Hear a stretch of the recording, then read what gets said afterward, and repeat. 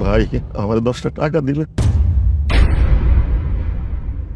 বাবা তুমি তুমি আমাকে ভাই বলছো কেন? আর তোমার একই হাল, তোমার কাঁধে ওঠে কি? বাবা খিদার তাড়নায় আমি ভিক্ষা করতে নামছি। কি বলছো তুমি? তুমি ভিক্ষা করতে নেমেছো কেন? তোমার কি মাথা ঠিক আছে না? তুমি পাগল হয়ে গেছো? কিসব উল্টে পাল্টা কথা বলছো? আমি এত টাকা আয় রোজগার করে তোমার পিছনে এত টাকা ব্যয় করে তুমি বলছো ভিক্ষা করছো ক্ষুধার ঠেলায়? আচ্ছা বাবা, আমি কোনো কিছুই বুঝতে পারছি না, আমার মাথা কাজ করছে না। এই যে আমি যে দোকানে এসেছি, এতগুলো বাজার সবই করেছি শুধুমাত্র তোমার জন্য। তুমি ডিম খেতে পছন্দ করো, দুধ খেতে ভালোবাসো, তোমার যা যা প্রয়োজন আমি তো সবকিছু কিনেছি, তাই না? শুধু আজকে নয়, প্রতিনিয়ত আমি তোমার জন্য এসব কেনাকাটা করছি। তারপরও তুমি আমাকে বলছো যে ক্ষুধার তাড়নায় তুমি ভিক্ষা করছো। আমি কোনো কিছু বুঝতে পারছি না বাবা, আমার মাথা কাজ করছে না। কারণটা কি আমি জানতে চাই। তাইলে বাবা শুনবি, শোন। কিরে অথই, বড়টার কাছে কতক্ষণ আগে চা চাইলাম, এখন পর্যন্ত খবর নেই। বাবা এই যে তোমার চা। চলে আসছে। এই বুড়োর ঘরে বুড়ো, তোকে কখন বলেছিলাম চা দিতে? এই চায়ের জন্য মিনিমাম আধা ঘন্টা লেট হয়েছে। কি করলি তুই এতক্ষণ? বৌমা পানি গরম ছিল না, এই জন্য দেরি হয়ে গেছে। ও বাহানা করছিস আমার সাথে, তাই না? অথই শোনো, এই বুড়োটা মনে হয় আমাদেরকে সহ্য করতে পারতেছে। আমরা এই বাড়িতে কিছুদিন থাকবো ভাবছি, আর দেখো না এখনই আলসামো শুরু হয়ে গেছে। যত সব ঝামেলা। হ্যাঁ, বৌমা তো ঠিক কথাই বলছে। আমি বলি কি, এই বুড়োটাকে এই বাড়িতে রাখার দরকার নেই, একে বাড়ি থেকে বের করে দে। একদম ঠিক কথা বলেছো মা। এইটা না আমি বহুদিন আগে থেকে ভেবে রেখেছি যে কিভাবে এই বুড়োটাকে এই বাড়ি থেকে বিদায় করব। এই বুড়োটা তো এমনি এমনি যাবে না, ঘাট ধাক্কা দিয়ে বের করে দিতে হবে। নির্লজ্জ বেহায়া একটা লোক। শোন, তোকে আমি আর সহ্য করতে পারছি না, তোর এই মুখটা আমি আর দেখবো না। তুই ভালো ভালো যদি এই বাড়ি থেকে না যাস, তাহলে একটা কথা শুনে না, তোর ছেলেকে আমি সুন্দর করে বিষ খাইয়ে একদম মেরে ফেলবো। কারণ দিন শেষে তোর ছেলে আমার কাছেই আসে, এটা আমার কাছে মামুলি একটা বিষয়। তুই তোর ছেলেকে হারাবি নাকি এই বাড়ি থেকে চলে যাবি, সেটা এখন তুই ভেবে দে। না বাবা, না বাবা, আমি ধরেন জোরাত করি বাবা, আমার পোলাটারে তুই বিষ খাওয়ায় না বাবা। আমি অনেক দূরে চলে যাব, আমি এই বাড়ির আশেপাশে আসবো না, তোমাদের কাছে আসবো না। তুমি আমার পোলারে বিষ খাওয়ায় না। আমার পোলা আমার জান, আমার জীবন মরণ। আমি তোমার দুটো পায়ে ধরে আমার পোলারে বিষ খাওয়ায় না। আমি চলে যাচ্ছি বাবা, আমি চলে যাচ্ছি। যাক, আপদটা বিদায় হলো। এবার কয়েকটা দিন শান্তি মতো থাকতে পারবো। কয়েকটা দিন কেন মা, সারা জীবনই তোমরা এখানে থাকবে, কারণ এই বাড়িতে এখন তোমাদেরই। চলো চলো চা খাই।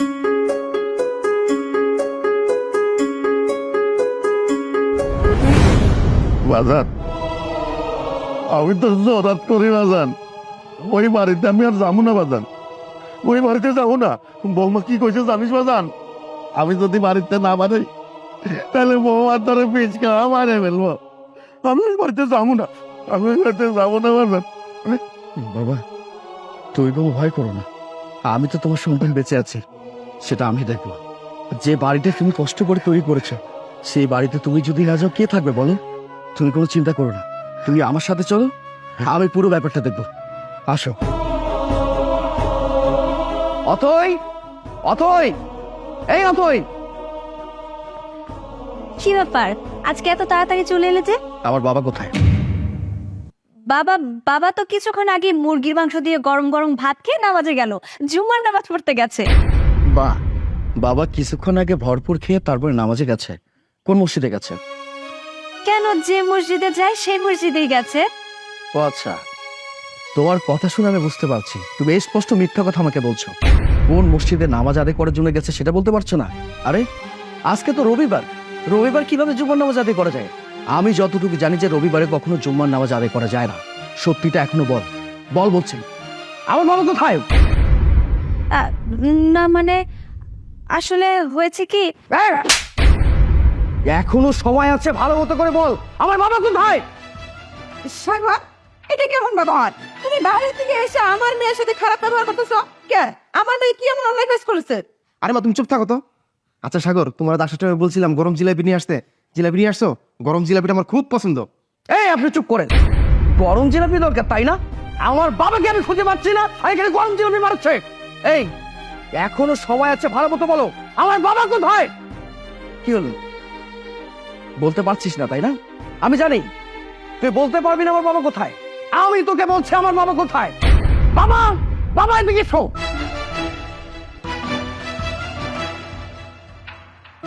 কি সবার চোখ কপালে উঠে গেল?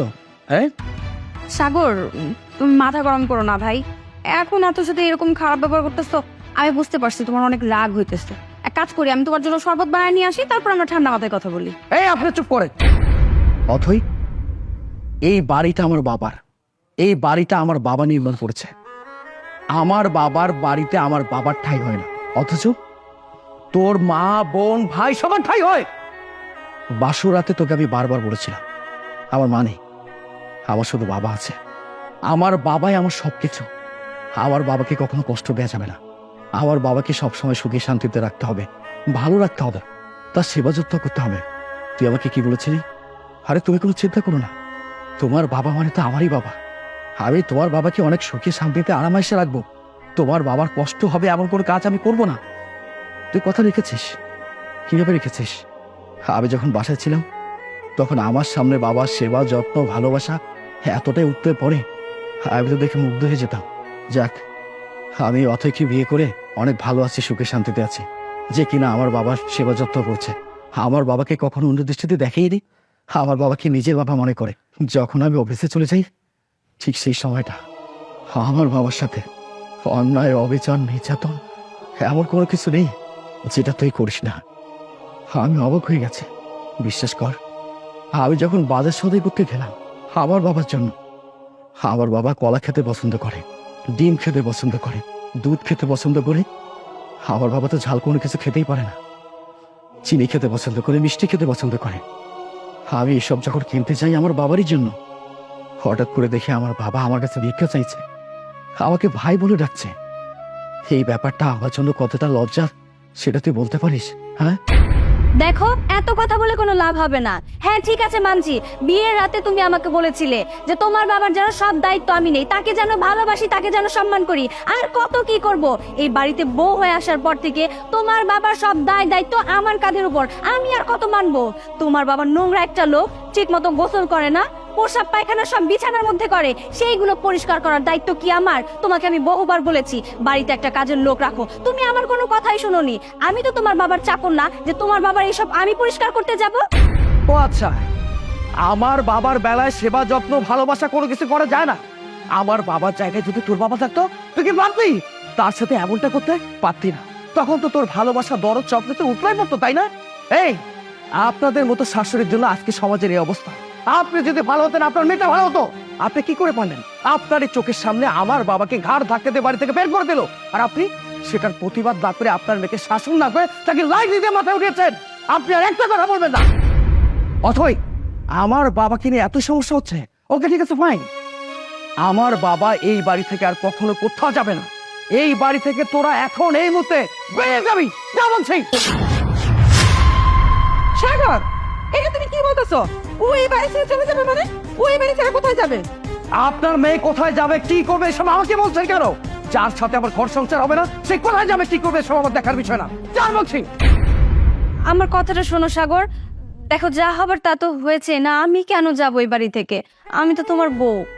তুই আর একটা কথা বলবি না। তোর মতো অমানুষ জানোয়ারের সাথে আমি কোন রকম ঘর সংসার করতে চাই না, যা বলছি। বাবা জান, বৌমা ছোট মানুষ, ভুল করে ফেলছে, বৌমারে মাফ করে দাও। মাপ তুমি করতে পারো, আমি তোর মতো একটা অমানুষ জানোয়ারকে মাপ করতে পারি না। আমি পারবো না বাবা, যা বলছি। এখনো দাঁড়িয়ে আছিস কেন? তোদের নাটক দেখার জন্য তো আমি দাঁড়িয়ে নেই, এখনো দাঁড়িয়ে আছিস কেন? যা এখান থেকে, যা।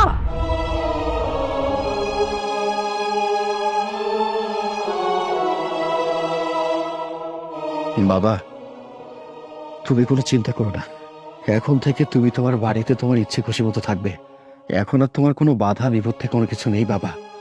আমি তোমাকে কথা দিচ্ছি বাবা, আমি অত সেটা আর কোনোদিন ঘর সংসার কোনো কিছু করবো না। আমি তোমার সন্তান, আমি বেঁচে আছি, আমি যতদিন বেঁচে থাকবো তোমার সেবা যত্ন করবো বাবা, তোমার কোনো কষ্ট হবে না। তুমি মন খারাপ করে দেখো না বাবা।